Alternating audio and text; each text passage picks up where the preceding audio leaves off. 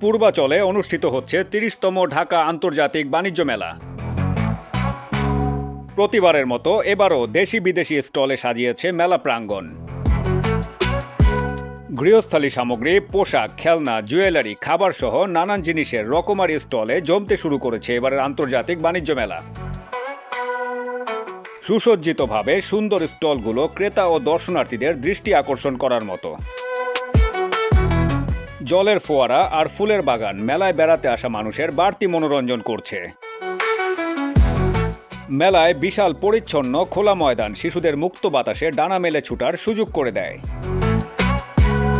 ক্রেতা বিক্রেতার সমাগমে উভয়ই সন্তুষ্ট চিত্তে মেলায় অবস্থান করে এবং ক্রেতারা কেনাকাটার পাশাপাশি পরিচ্ছন্ন মুক্ত পরিবেশে ঘুরে বেড়ানো উপভোগ করছে।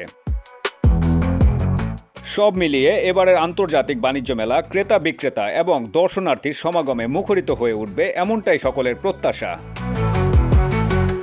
এম সাখাওয়াত হোসেন সুজন, দৈনিক আওয়ার বাংলাদেশ, ঢাকা।